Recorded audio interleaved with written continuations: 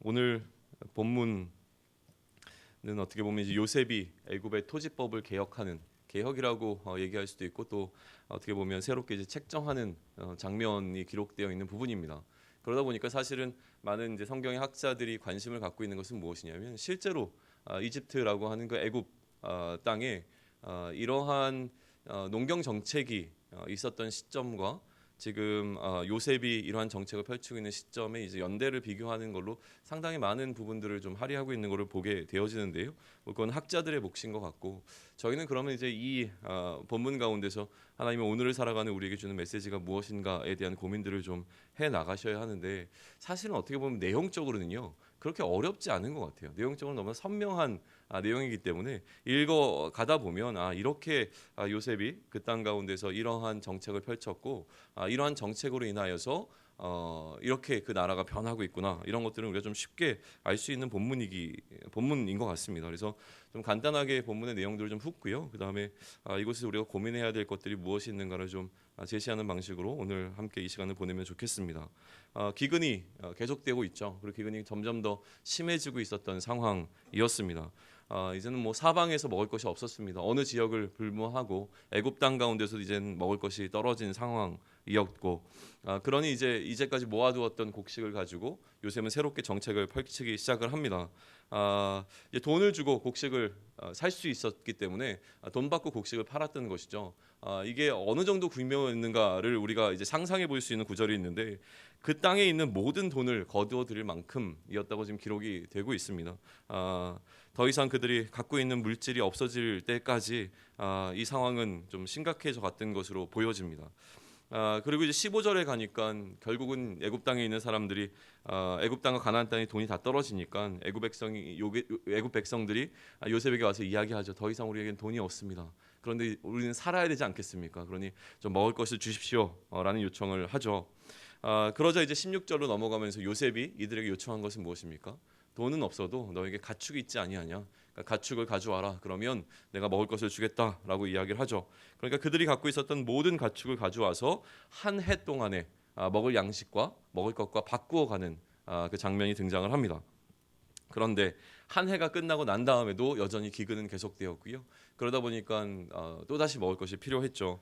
18절에 가니까 이제 그들이 다시 요셉에게 와서 얘기합니다. 우리가 돈도 다 바쳤고 또 가축대도 다 내어 주었는데 이제 남은 것은 우리의 몸과 우리가 지금 가지고 있는 토지밖에 없으니 어떻게 하면 좋겠는가를 이제 상의하기 시작합니다.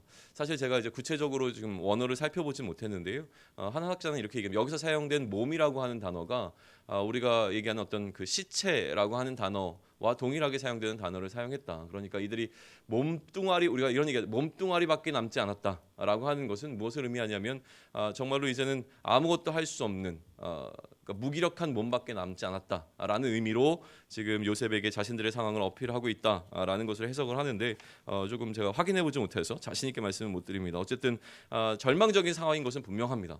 돈도 없고 가축도 없고 가진 것이라는 몸뚱아리와 토지밖에 없는 상황이었다고 하는 것이죠. 그러니 이 토지를 바로에게 바치는 장면이 19절과 20절을 통해서 나오게 되죠. 이 땅에 이제 모든 돈과 또 가축과 토지가 전부 다 바로의 것이 되어지는 상황이 되어 버렸습니다. 그리고 이들은 요셉에게 요청하죠. 우리에게 좀 종자를 달라. 그러면 이 종자를 뿌려서 이 땅 가운데서 내가 곡식을 내서 먹고 살 수 있지 않겠는가라는 이야기를 합니다. 그런데 이제 21절과 22절은 중간에 잠깐 어떤 내용이 삽입되었는데 이 내용은 무엇이냐면 이처럼 모든 땅이 바로에게 굴복할 수밖에 없는 상황으로 흘러가지만 그렇지 않았던 어떤 그룹들이 있었는데 이 그룹들은 누구냐면 제사장 그룹이었다고 하는 겁니다. 왜냐하면 이 제사장 그룹에게는 바로에게 받게 되어지는 그러니까 다시 얘기하면 이제 봉급, 월급을 받았는데 이러한 어떤 돈이 있다 보니까 사실은 요셉에게 이런 식의 어떤 돈이 없으니 다른 것을 팔아버리는 그러니까 돈이 없으니 토지를 내어놓는 방식으로 진행되어지지 않았던 제사장 그룹이 있었다라고 하는 것을 언급하고 넘어갑니다. 그 다음에 이제 여전히 같은 이야기가 진행되어지는데요. 23절에서 요셉은 백성들의 요청과 마찬가지로 그들에게 종자를 주고 있죠. 그리고 나서 24절에는 종자를 가져간 그들에게 땅이 바로의 것이니 이 땅을 이용해서 이 종자를 가지고 곡식을 내고 그 가운데서 얼마를 5분의 1을 그러니까 20%를 세금으로 내라고 하는 이야기를 전합니다. 그러자 25절에 보십시오. 25절만 제가 읽습니다. 그들이 이르되 주께서 우리를 살리셨사오니 우리가 주께 은혜를 입고 바로의 종이 되겠나이다. 이들은 상당히 기뻐합니다. 사실은 자신의 것을 다 내어주고 바로의 종이 되었음에도 불구하고 굉장히 감사하는 모습을 보이고 있는 것이죠. 그리고 26절은 이 모든 것을 마무리 짓는 결론 부분인데, 이 창세기를 썼던 기자가 살았던 그 시점까지 이 요셉이 책정한 농경법이 그대로 유지되고 있었던 것처럼 보입니다. 그래서 오늘날까지 이게 계속 되어지고 있다라는 것으로 오늘의 단락을 마무리하고 있는 것이 오늘 본문의 내용입니다. 자, 그러면 이제 이 내용을 가지고 우리는 어떻게 좀 묵상하면 좋을까라고 하는 것인데요. 계속 말씀을 보는 가운데 제 마음속에 첫 번째 들어왔던 것은 무엇이냐면 하나님의 신실성인 것 같습니다. 무슨 얘기냐면 지금 이미 요셉에게 주셨던, 우리는 꿈도 하나님께서 우리 인간들과 소통하시는 방식이고, 이 꿈을 해석하는 것도 하나님께 달려있음에 관한 이야기를 이미 살펴보았습니다. 그런데 지금 하나님께서 실제로 요셉에게 풀어주셨던 그 꿈의 내용과 같이 철저하게 모든 상황들은 그대로 흘러가고 있는 것이 보여집니다. 이게 왜 중요한가라고 하는 부분인데요. 하나님의 일하심에 대해서 우리 인간들이 어떠한 반응을 보이고 있는가를 좀 묵상해 볼 수 있는 부분이 아닌가라는 생각이 듭니다. 이렇습니다. 요셉에게는요, 하나님의 해석이 하나님께 달려있기에 자신에게 이러한 해석을 주셨던 하나님의 일하심이 이대로 이루어질 것이라고 하는 확신이 있었던 것이 분명합니다. 이 확신이 없었다면 요셉은 이러한 정책을 펼칠 수 없었을 것이 너무나 선명하기 때문에 그렇습니다. 하나님께서 이 상황 가운데서 마음을 주셨고 이것이 하나님의 계획인 것을 확신했던 요셉은 그대로 하나님을 신뢰하는 마음으로 자신감 있게 이 모든 상황들을 이끌고 가고 있는 모습이 보인다라고 하는 것이죠. 만약에 조금이라도 하나님을 향해서 하나님께서 이렇게 안 하시면 어떡하지? 라는 불신이 들어오는 순간 요셉은 이러한 일을 하지 못했을 것이라는 것이 너무나 선명합니다. 굉장히 상식을 뛰어넘는 어떤 상황 가운데서도 하나님을 붙잡는 그 마음 그대로 나아갔던 요셉의 신실함이 역시나 또 보이고 있는 장면이라고 하는 것이죠. 또 여기서 무엇이 보이냐면 하나님의 신실성에 대한 요셉의 믿음이 어떠했는가가 보이는 것과 마찬가지로 요셉의 정직성도 보입니다. 어디서 보이게 되냐면 14절을 보시면 요셉이 이처럼 곡식을 팔아 애굽 땅과 가나안 땅에 있는 돈을 모두 거둬들였는데 그 돈을 어디로 가져갑니까? 근데 자신의 집으로 가져간 게 아니었다고 하는 겁니다. 그대로 바로의 궁으로 가져가고 있는 이 요셉의 모습이 보여진다라고 하는 것이죠. 요셉은 어쨌든 간에 그가 놓여있는 상황이 어떠하든지 간에 그 상황 가운데서 자신에게 주어진 역할에 충실하고 있는 모습이 보여주고 있는 것이죠. 그가 하나님을 신뢰함이 없었다라고 한다면 이 상황 가운데서 얼마든지 이 부분에서 자신의 생각을 개입시킬 수 있었을 겁니다. 그러나 그것과 전혀 상관없이 그는 하나님께서 주신 그 마음 그대로 또 자신이 놓여져 있는 상황 가운데서 자신이 해야 되는 역할 가운데 이것이 옳은 것인가 그른 것인가를 판단하기 이전에 하나님께서 이 상황을 이끌고 가신다고 하신 것에 대한 확신이 있었기에 그 상황에 충실한 모습을 보이고 있는 것이 좀 보여지고 있습니다. 만약에 의심이 있었다면, 하나님께서 일하심에 대한 어떤 추호에 조금이라도 의심이 있었다면 이 의심, 이 불안함을 잠재우는 방식으로 일했을 것 같다는 생각이 들어온 겁니다. 무언가 하나님을 신뢰하지만 여전히 내 앞에 놓여있는 이 절망적인 상황을 극복할 수 없을 것 같은 불안함이 들어올 때에 우리는 하나님께서 우리를 이끌어 가시는 방식이 아닌 다른 방식으로 이 문제를 해결하려고 노력하는 것을 보이게 될 터인데, 요셉에게는 그런 모습이 전혀 보이지 않는다는 것이 참 도전이 되는 부분이었던 것 같습니다. 요즘 저에게는 계속 기도해야 될 제목들이 있고, 물론 여러분들도 그러실 거라고 믿습니다.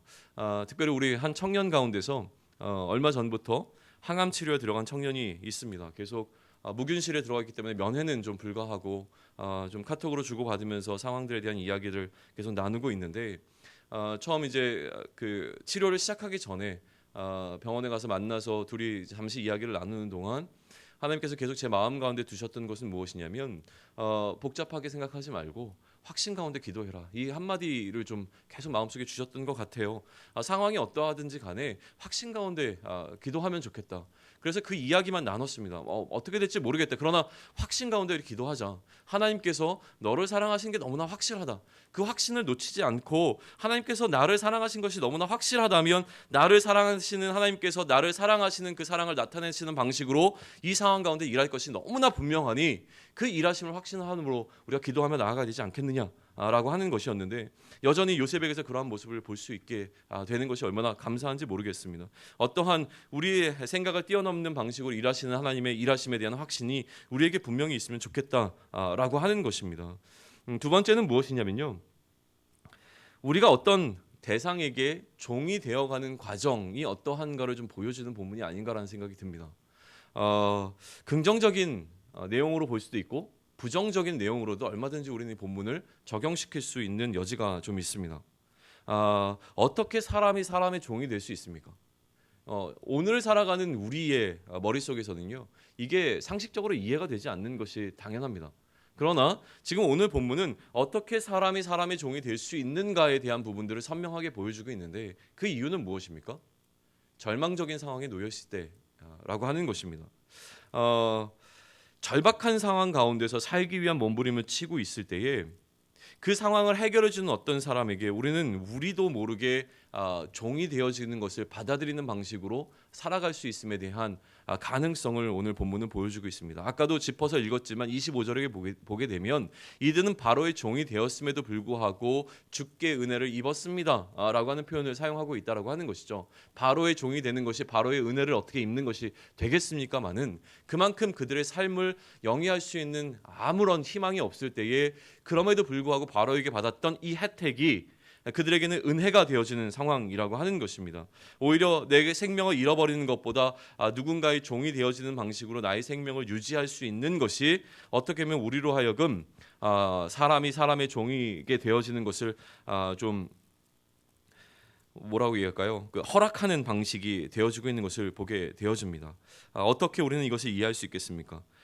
세상이 우리를 자신에게 무릎 꿇게 만드는 방식이 이와 동일할 것이라고 하는 것은 너무나 선명합니다. 요즘 계속 마찬가지로 청년들과 신방을 하고 대화를 하는 가운데 사실은 직장에 관한 이야기를 많이 합니다. 직장에 관한 고민들을 많이 하는 친구들 가운데 어제도 저녁에 계속 그런 이야기들을 좀 나눴는데요. 직장에 마음이 안 듭니다. 직장 가운데서 관계 불편함들이 있습니다. 직장을 그만두어야 하는데 제가 이 직장에 들어간 지 얼마가 되지 않습니다.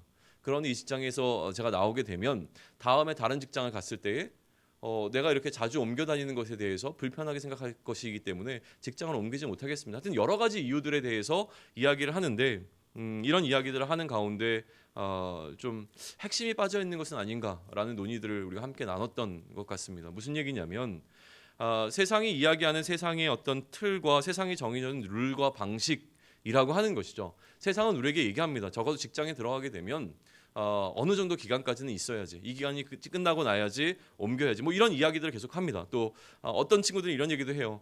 일단 들어갔으니까 1년은 버텨보려고요. 왜 1년이야? 1년이 지나야지 퇴직금이 나오거든요. 뭐 이런 것들도 다 세상이 만들어 놓은 어떤 기준과 방식에 의해서 나의 삶을 거기에 맞춰가는 방식이라고 하는 건데요. 여기에 매이지 말자라는 이야기를 했던 것 같습니다.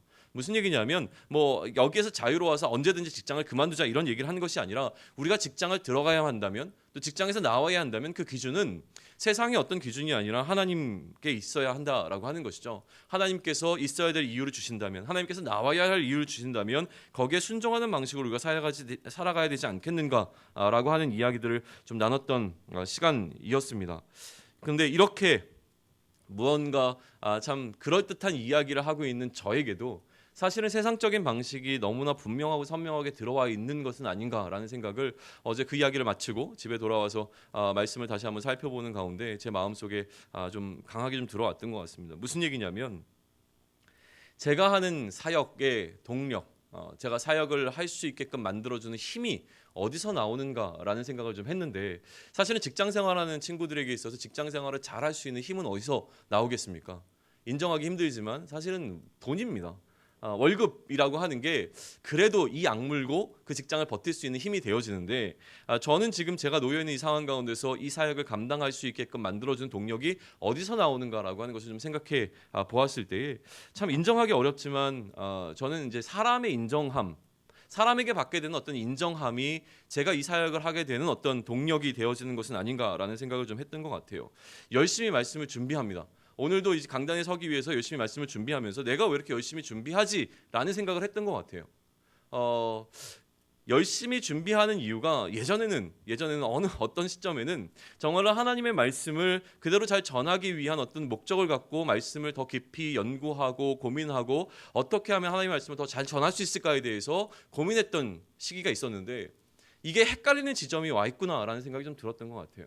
무슨 얘기냐면 하나님의 말씀을 어떻게 더 잘 전할까가 아니라 이 말씀을 잘 전했을 때에 사람들이 어떻게 반응할 것인가. 소위 얘기하면 설교 잘하는 목사, 말씀 잘하는 목사가 되어지기 위해서 지금 이렇게 씨름하고 있는 것이 아닌가. 어떻게 하면 말씀을 잘 전하는 목사가 되어질 것인가를 고민하면서 말씀을 보고 있는 것은 아닌가라고 하는 의심이 제 안에 좀 들어왔던 지점들이 좀 있었습니다. 혼란스러운 상황도 더 있는 것 같습니다. 예를 들면 되게 바쁘거든요. 근데 왜 이렇게 바쁜가를 좀 생각해 봤던 것 같아요. 왜 바빠? 너는 왜 바쁜 거야 도대체? 이 바쁜 이유가 무엇이냐면 하나님의 사역을 하기 위해서 바쁜 것이라기보다는 내가 이 바쁨을 통하여서 저를 나타내는 방식으로 일하고 있었던 것이죠. 사람들에게 욕먹기 싫기 때문에 또 사람들로부터 칭찬받고자 하는 어떤 욕구가 있기 때문에 사람에게 보여지기 위해서 열심히 일하고 있는 나의 모습들이 분명히 있는 것이 선명하게 드러나는 장면들이 있었다라고 하는 것입니다. 사람에게 욕은 먹더라도 하나님 앞에 서는 자로서 하나님께서 나의 사역을 어떻게 평가하실까라고 하는 부분이 더 중요해야 됨에도 불구하고 하나님께서 무엇을 더 기뻐하실까가 아니라 내가 더 기뻐하는 방식으로, 또한 나와 함께하는 어떤 사람들이 더 기뻐하는 방식으로, 또한 내가 인정받고 싶어하는 어떤 사람들이 나에게 그러한 인정함을 해주는 어떤 것에 더 목말라 하면서 저의 이 상황들을 이끌고 가고 있었던 것이 너무나 분명하게 좀 드러난 것이 좀 안타까웠던 시간이었습니다. 그런데요, 제사장들을 한번 생각해 보시죠. 제사장들의 상황은 다른 사람들과는 선명한 대조를 이루는 것으로 오늘 본문에 등장을 합니다. 왜냐하면 제사장들은 그들의 토지를 내어놓지 않았습니다. 왜 그랬습니까? 그들에게는 바로에게부터 받게 되어지는 녹이 있었기 때문에 그렇습니다. 믿는 구석이 무언가 하나가 더 있었기 때문에 토지를 내놓을 필요가 없었다라고 하는 것이죠. 자, 여기까지가 이해가 되어지면 이제 우리의 이 논의는 완전히 뒤집을 수 있습니다. 자, 우리를 복종케 만드시는 것은 하나님께 달려 있습니다. 하나님께서는 우리로 하여금 우리를 그리스도의 십자가 앞에 복종시키게 하시는 하나님의 힘을 발휘하십니다. 그것을 고린도서에서는 하나님의 강력이라고 표현되는데요. 하나님께 굴복하지 못하는 우리의 견고한 진을 파하는 하나님의 강력이, 하나님의 능력이 우리로 하여금 모든 것을 다 무너뜨리고 그리스도 앞에 복종시키는 하나님의 일하심으로 나타난다라고 하는 것이죠. 자, 그러면 우리를 두 손 두 발 다 들게 하는 상황으로 하나님께서는 우리를 몰아가실 수 있다라고 하는 것입니다.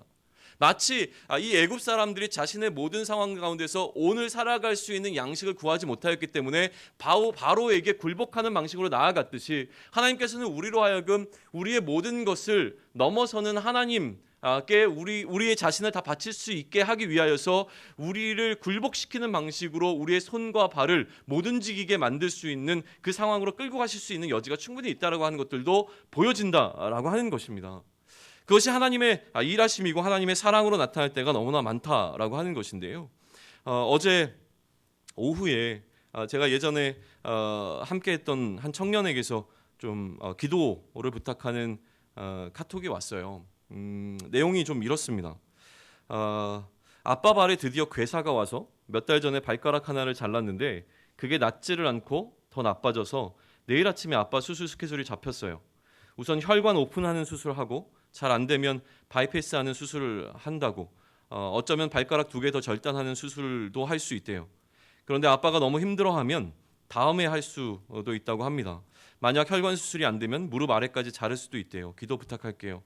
너무 많은 사람들이 우리 아빠를 위해 기도해 주셔서 너무 힘이 되고 감사한데 마음은 그래도 아프고 눈물도 계속 나네요. 목숨하고 상관없는 수술인데 왜 이렇게 속상하고 서러운지. 하지만 더 힘든 시간도 잘 견뎌낸 우리 아빠니까 이번에도 잘 견뎌낼 거예요.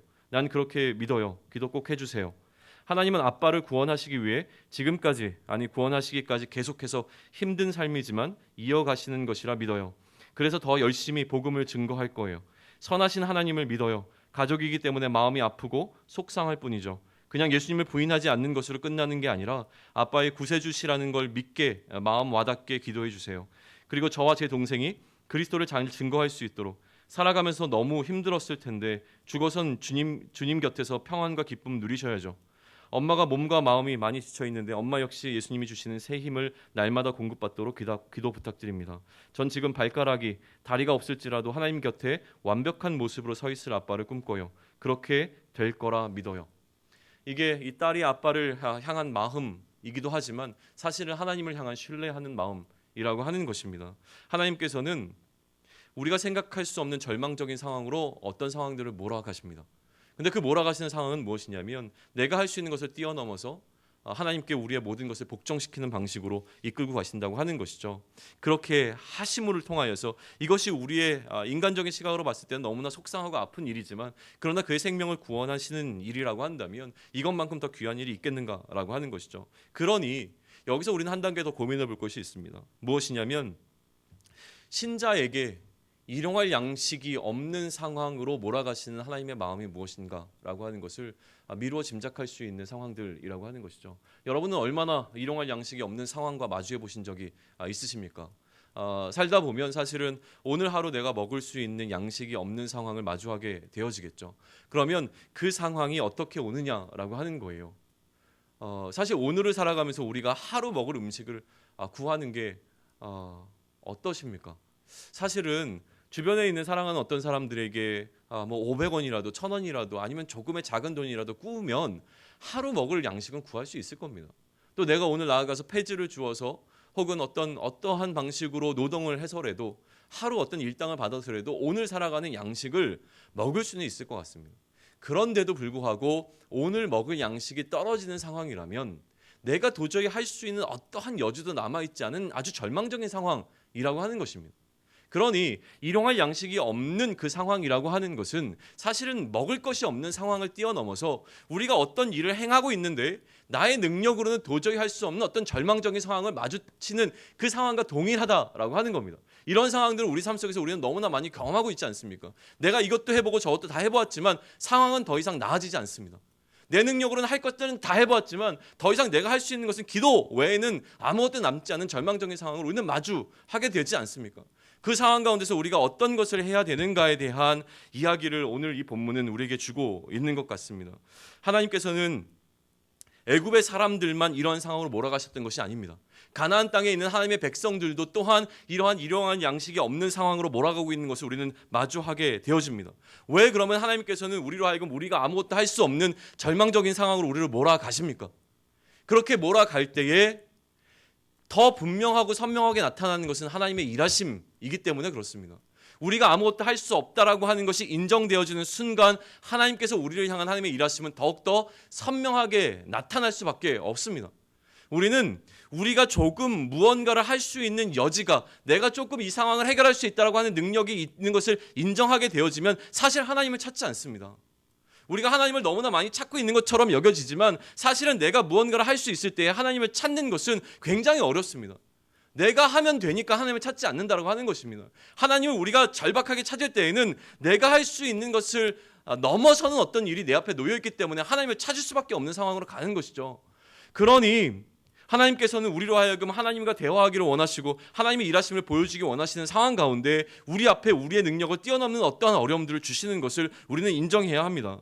이 상황과 마주할 때 하나님의 일하심이 내 안에서 선명하게 나타나는 것을 경험하게 되어지면 그 상황이 위험한 상황, 위기의 상황, 절망적인 상황이 아니더라도 늘 나와 함께 동행하시는 하나님을 우리는 경험할 수 있게 되어진다라고 하는 것입니다. 오늘도 우리는 우리의 삶과 마주해야 될 것입니다. 오늘 펼쳐질 우리의 삶이 어떠할 것인지 우리는 예상은 하지만 사실은 그 예상은 예상일 뿐입니다. 어떠한 상황이 우리 앞에 놓여 있든지 간에 우리는 우리의 믿음에 흔들림 없이 이 상황과 마주할 수 있겠습니까? 그 상황이 일용할 양식이 없는 절박한 상황이라고 할지라도 이 상황 가운데서 하나님을 향한 신뢰함과 하나님을 향한 그 믿음이 흔들림 없이 오늘도 나아갈 수 있겠습니까? 라고 하는 것입니다. 그 질문이 오늘 본문을 통해서 우리에게 주어집니다. 우리가 어디에 복종할 것인가에 대해서 다시 한번 생각해 볼 수 있으면 좋을 것 같습니다. 지금 우리는 우리의 상황을 이끌고 해결할 수 있을 것 같은 어떤 것에 우리의 마음을 둘 수밖에 없습니다. 나의 상황을 해결할 수 있는 것이 돈이라고 여긴다면 돈에 우리의 마음을 빼앗길 수밖에 없을 것이고, 그렇다면 우리는 물질의 종이 되어지는 방식으로 우리의 삶을 내어 맡길 것입니다. 그러나 이것이 아니라 이 일을 해결할 수 있는 것은 하나님밖에 없다라고 하는 마음이 우리 안에 있다면, 우리는 세상의 어떤 기준을 뛰어넘어 우리의 삶을 하나님께 맡겨버리는 하나님의 종이 되어지는 방식으로 우리의 삶을 내어놓는 그 일을 가능하게 될 것이라고 하는 것이 너무나 선명한 것입니다. 그러나 제사장들처럼 무언가 믿는 구석이 있다면 우리는 이것을 해내지 못할 것도 또한 분명합니다. 그러니 오늘 우리의 삶은 하나님께 내어 맡기는 것 방식으로 나아갈 수 있는 우리가 되기를 원하고, 그렇게 우리의 삶은 하나님께 온전히 내어 맡겼을 때에 하나님으로부터 우리의 삶이 해결되어지는 것을 경험함으로 말미암아 하나님과 함께 동행하는 삶을 더욱더 충분히 누리는 우리 모두가 되기를 소망합니다. 기도하겠습니다. 하나님, 절망적인 상황은 계속되어지고 있습니다. 아무것도 우리가 할 수 있는 것은 없게 되어지는 그 상황이 우리 앞에 놓여 있을 때가 얼마나 많은지요. 그러나 그 상황 가운데서 우리가 믿고 신뢰할 것이 무엇인지를 다시금 돌아봅니다. 하나님, 세상이 이야기하는 기준에 우리의 마음을 빼앗기지 않도록 인도하여 주시고, 내가 갖고 있는 알량한 그 어떤 것에 우리의 마음을 빼앗기지 않을 수 있도록 하나님 붙잡아 주시기 원합니다. 우리가 믿고 의지할 것은 우리를 사랑하시며 우리 가운데 일하시며 우리를 통하여서 하나님의 일하심을 나타내기를 원하시는 하나님의 그 능력밖에 없음을 오늘도 붙잡고 신뢰함으로 나아갈 수 있는 이 아침이 될 수 있도록 은혜를 더하여 주시옵소서. 하나님께서 반드시 우리를 사랑하시기에 하나님의 사랑하심을 우리 삶 가운데 나타낼 것을 신뢰합니다. 그 믿음 가지고 오늘을 살아가오니 어떠한 상황이 우리 앞에 펼쳐질지라도 우리의 마음을 빼앗기지 아니하고 낙심하지 아니하고, 오늘도 우리에게 하나님의 사랑을 나타내실 그 하나님만 신뢰하고 의지함으로 나아가 오늘 하루를 마감했을 때에 정말로 우리로 하여금 승리를 맛보게 하신 하나님께 감사와 영광을 돌리는 우리의 삶 될 수 있도록 인도하여 주시옵소서. 이 모든 말씀 우리 주 예수 그리스도 이름으로 기도드렸사옵나이다. 아멘. 하늘에 계신 우리 아버지여,